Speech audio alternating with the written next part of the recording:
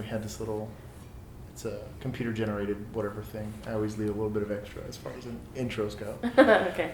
This is Josh. I'm here with Stoic Bros. I'm here with Taylor Stafford from Taylor Stafford Photography. We're set up in her living room in an undisclosed location in North Texas. Don't come looking for people, especially these people. I wouldn't go looking for them. So this is, again, another introduction into our Stoic Bros series where we're looking at, I'm looking at the camera kind of creepily over your shoulder. But, no, you're good. I know. Where we kind of go after entrepreneurs or people that have kind of moved on to their own business, and especially, again, post the incident in 2020, that has kind of made life, I think, a little bit more complicated for everybody.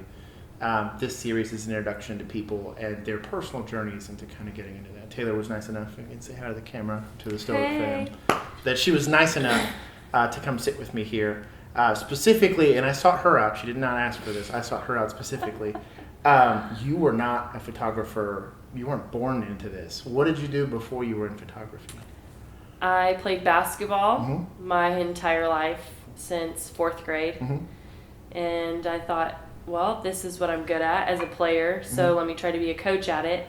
And I succeeded. I was very, very good at it. But I knew it wasn't, I think I just strayed away from it. I wasn't happy doing it anymore. Not that I didn't like where I was or who I was with.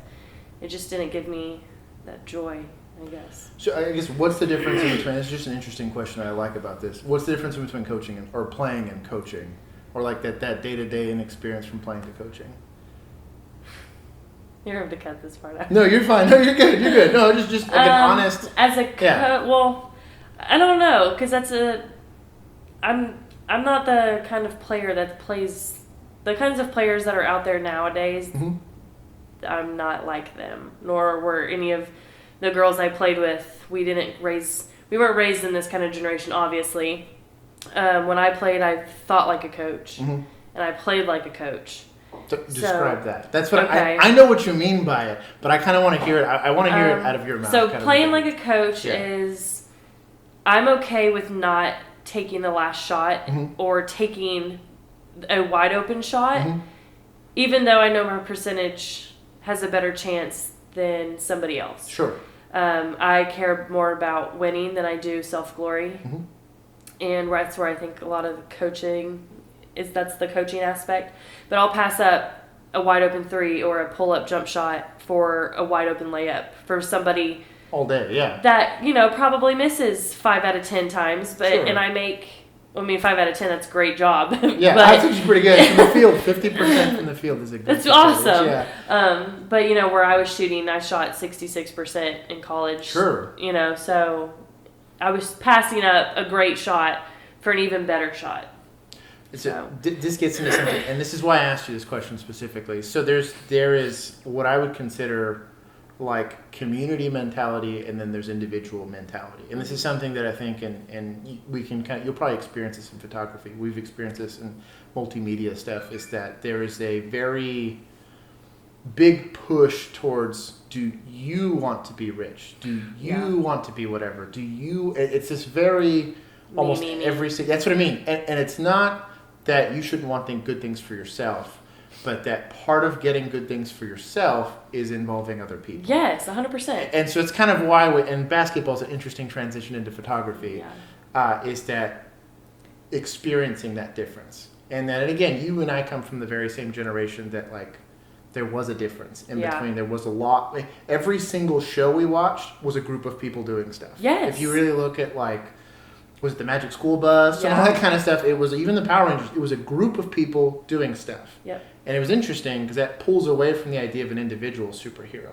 So you think about Superman, Wonder Woman, and even they have that transition into the Justice League, or it was them versus the problem as opposed to me versus my problems. Right. And so I personally experienced a portion of that where you go from growing up in this very, I would call it team-oriented, so we use basketball terms, environment where it's hey, it's about getting that W. Yeah. I can not shoot the ball at all, but as long as I have people guarding me all day, I'm all for it as long as we get the win. So I guess what led you away from photography or away from basketball to photography? What is that journey to, clearly this is not for me? How do you go into being not just a photographer, but an entrepreneur? You can leave it. You can be honest. You can be honest. I It's can't. a safe space. It's not. A safe space. No. Yeah.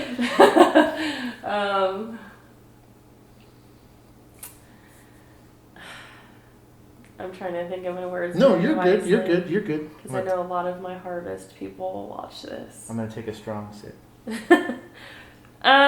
So your question was, why did I leave basketball and pursue photography? Even though I loved my players very much, and they could all tell you that, it wasn't the same, because the level that I cared about playing basketball, Sure. I felt like in most, and that was with all of my teammates. Yeah. Every single teammate I ever played with all said, I will do whatever I have to do to win. And that's what we did. Sure. Nowadays, it's not that way. And so I'm not used to having players, or I guess teammates, think that they're going to go out on the court and lose. That wasn't my mindset. Yeah. My mindset was, I don't care if I lose by 100. I'm going to play like I'm up 100. Sure. And until that buzzer hits 0, I'm going to play my heart out. Yeah.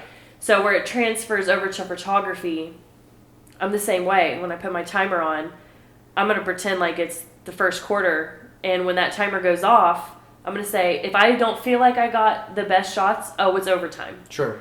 And so I'm going to make sure I get those overtime pictures. And, a lot of the time, I'll still have first, second, third, fourth quarter that are great. And those overtime pictures, I'm like, and it's honestly, that's when you end up getting the good ones. You feel that you're stressed out. Yep. There was and you talked about this, that we used to call it garbage time in sports, where you're up a bajillion and you realize that you would start playing your B team type of people. Oh, yeah, put the scrubs in. Oh, but you think about it, that was their opportunity to earn time.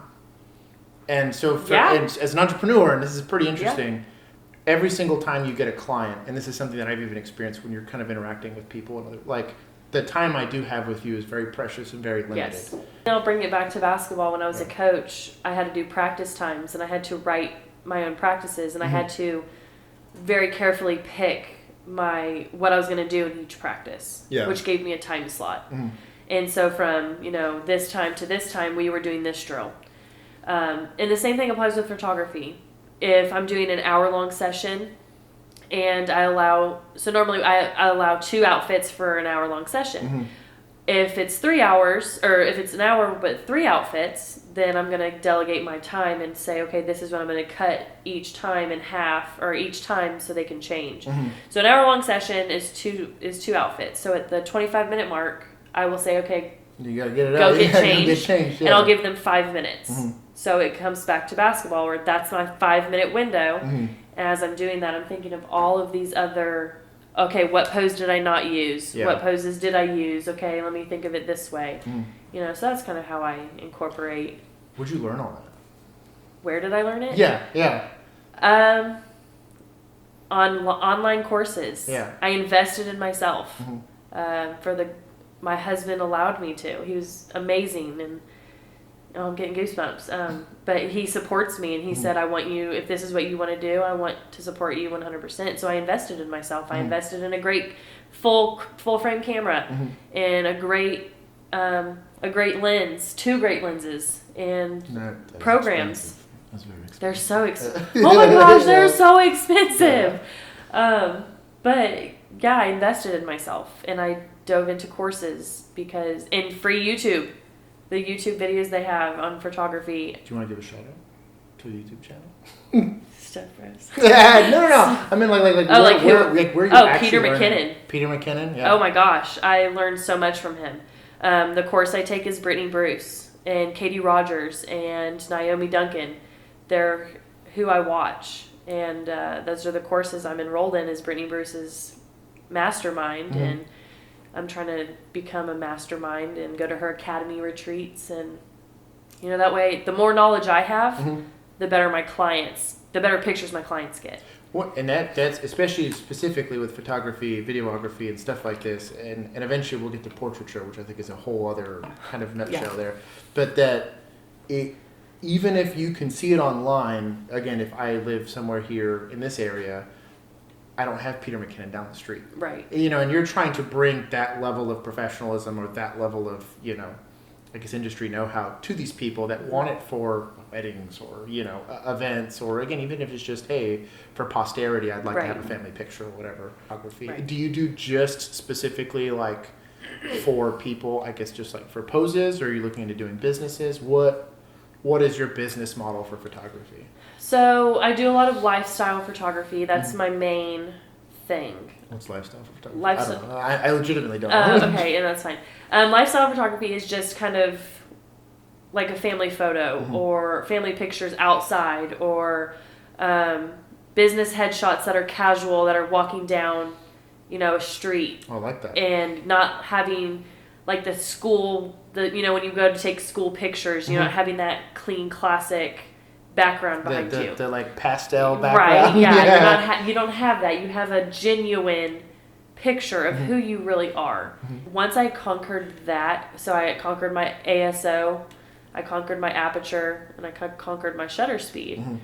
The next obstacle was, posing.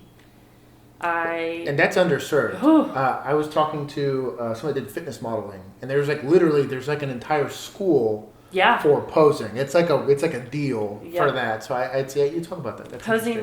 So Brittany Bruce. Hey, girl. Shout out, girl! Give a sponsorship here. She made this thing called the rotisserie chicken. Oh, I'm about this. Okay. The rotisserie chicken.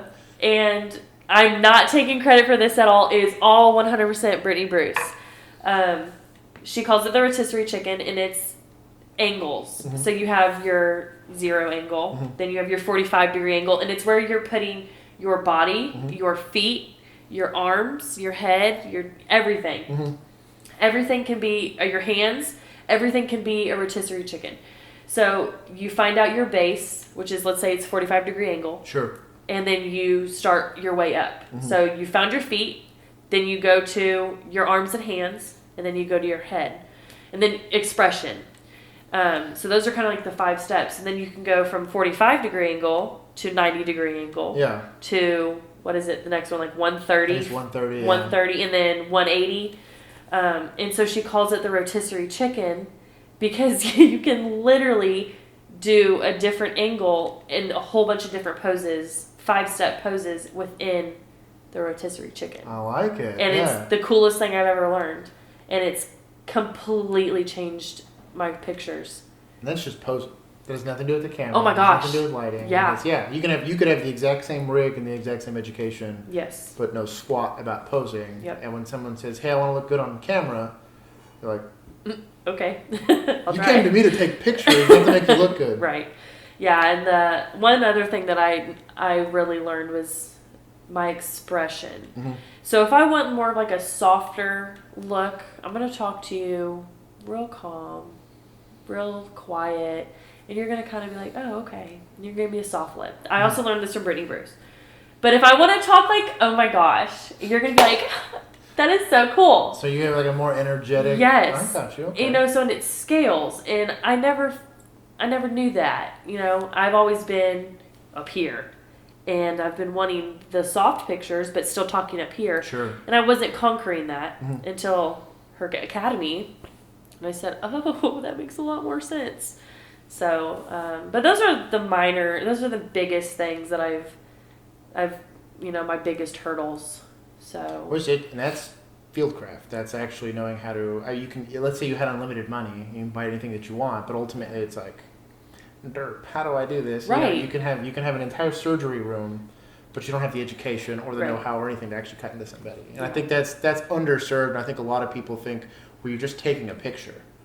How complicated could it be? Yeah. What's the cost? And I'm not saying money-wise, but from a time investment standpoint, in setting up the picture, organizing it, actually editing it. What is that? Just for the people to kind of look behind the veil here. Well, we don't really get paid anymore for tax-wise. We don't get to charge for editing. I don't know if you knew that. You're about to trigger a lot of people that are going to be like all the video editing people. Everyone that does editing is going to be like, triggered, girl, preach.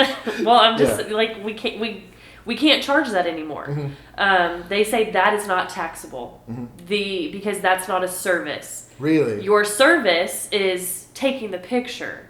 your service is not editing the picture. So, which I think is absolutely ludicrous. I think it's whatever.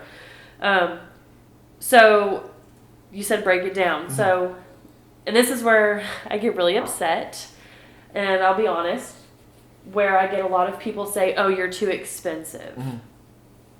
It's okay if I show. Oh yeah, knock it out. Yeah, knock it out. This camera, it's my Mark IV 5D, and I bought it refurbished. Oof. Okay, it was $2,500.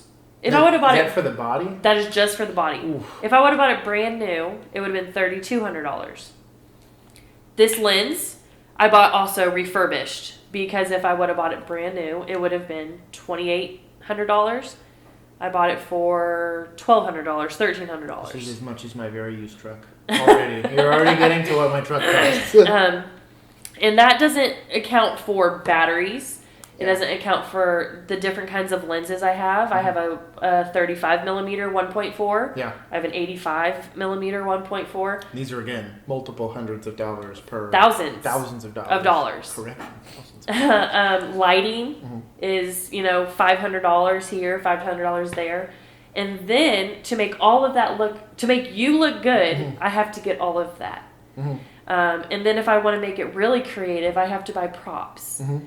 Because I don't want some boring picture. Sure. So I'll go and find really pretty and cute props I can use, and I will try to make it still affordable for my client. Sure. So when I get the question, or when I get the comment, "You're too expensive," well, you go and buy $10,000 worth of equipment, and then you find a place where you can go. And then you have to come up with your CODB, your cost of doing business. Mm-hmm. And then you have to figure out how much do you want to make. And then what's your hour worth or whatever. Yeah, what is my hour worth? So my hour-long session for a 60-minute session is $375. Mm-hmm.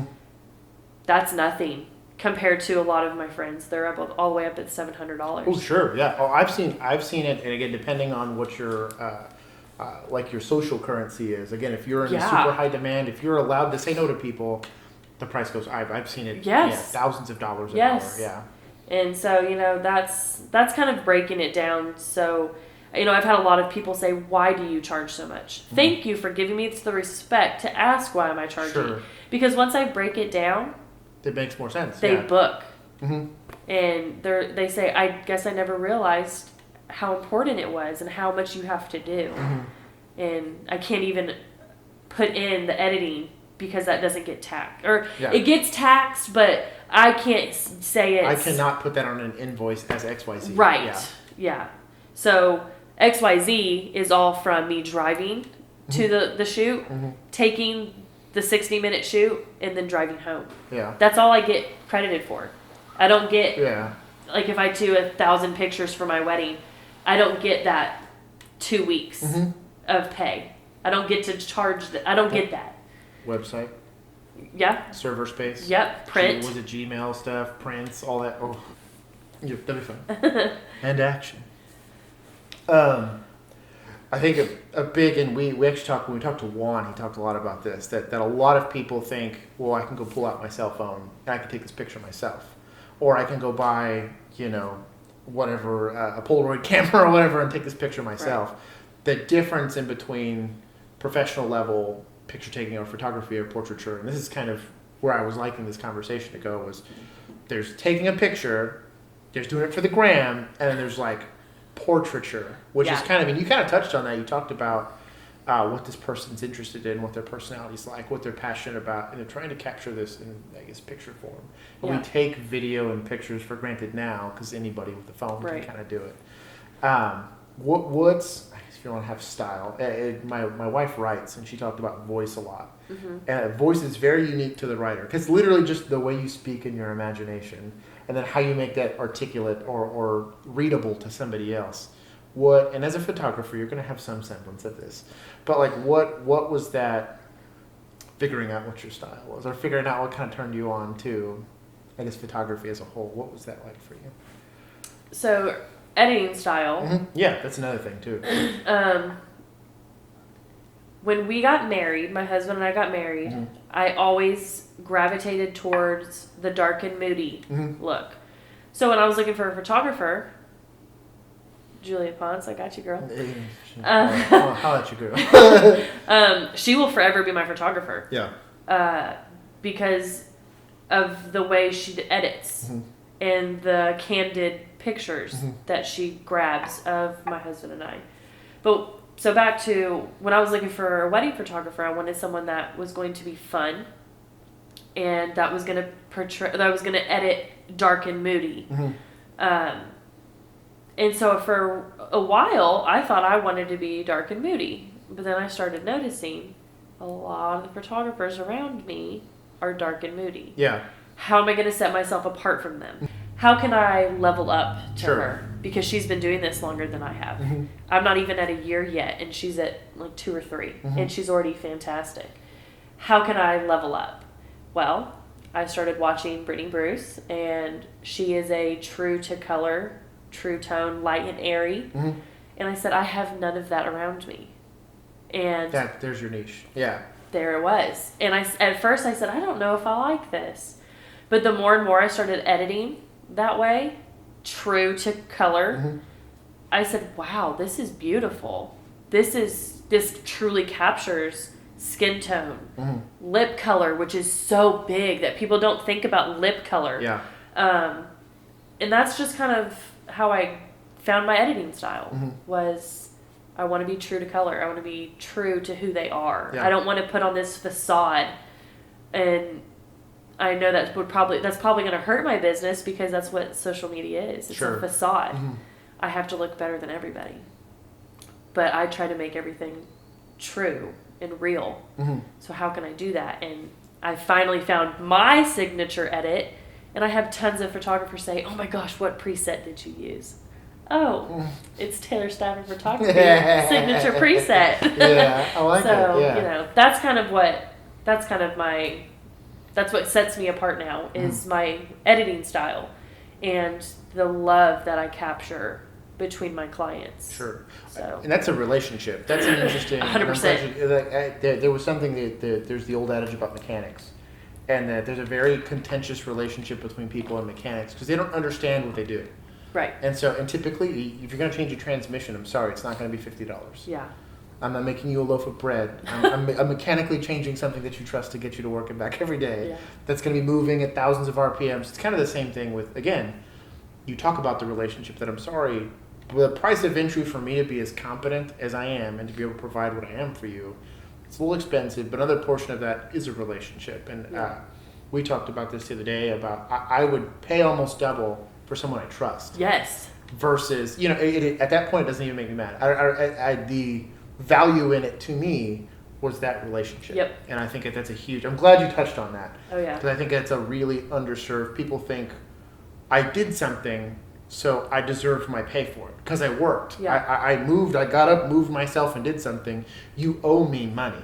Yeah. Versus developing a professional relationship and saying, right, the value in the work is between you and I, and that you trust me to be competent in my craft and to kind of provide that. There's a lot to be said, like I said, with how do you monetize that? Like, how do you go from something I really like doing? I mean, it's like a painter. Yeah. If I like making paintings, but how do I monetize that? And it's finding a niche where there is a want. Yeah. There is a need. And you talked about it as far as style and all that was concerned, that there was within your area, within where you were willing to drive, 25 miles. Yeah, to 25 miles. How far you were to kind of meet your client. And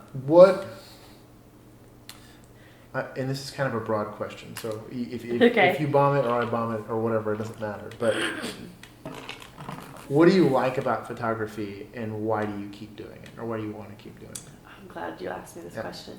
My favorite thing of photography is seeing the feedback of the memories that I created that they hoped that I would capture. That's my favorite thing, seeing the smile. It was the same when I was a coach, when I was teaching my players, and they looked at me, Coach, did you see that? And their big smile was on their face. It's the same exact thing that I did something for them. It was not about me. It was for them. That's my favorite thing about photography, is making sure that the clients are happy. And that's my goal. The second thing is the editing process. That's my favorite. I can see the before and after. Mm-hmm. And I do a lot of that on my Instagram feed or my Instagram stories, is I show tap to edit so people can see the before and they can see the after. Whereas a lot of people think, oh, she's just clicking a filter like I do on my phone. Oh, no, I'm not. I'm finding what I want. I'm cleaning it up. I'm sharpening it up. I'm taking it into Photoshop to clear out the skin if I need to. You know, I'm doing all of these things to make it absolutely perfect for you to print and hopefully put on your wall. You are giving them that catharsis. Yeah. You know what I mean? As a coach, you hit the 3-point shot, high five. Like, Yeah. I was sitting here doing nothing, Yeah. you know? But you empowered them to be in that situation as a photographer, especially someone capturing something as, I guess, like, intense as their own image, their self-image, because we can't see ourselves. Right. It's like the creepiest, thing ever is I will never know what I look like to other people. You get to create that image for them to kind of keep. And I always think it's always like an underserved thing. And it's kind of, again, there's posing and whatever taking. You're just like, no, this is a true to life, like you said. Yeah. This is what you look like. And you are actually like a Beautiful. beautiful, wonderful person. Yeah. You know, I'm just able to, in the best way technology can right now, show that to you. Yep. I think that's pretty neat. But I like it. Is there anything else you want to give a shout out to anybody or say thank you to anybody? Thank you to Josh for allowing me to be a part of this, and I can't wait to see where you go. Where you and Bill and Juan and everybody. Yeah. Can't wait to see where you guys go and with this, and I hope it's far. I hope this goes viral. That'd be nice. Hey, go viral, yes. Peter McKinnon. So anyways, this is, again, Taylor Stafford, Taylor Stafford Photography. She was nice enough to come and sit in our Stoic today. And then till next time, fam, stay stoic. That's it. We're done. Yeah.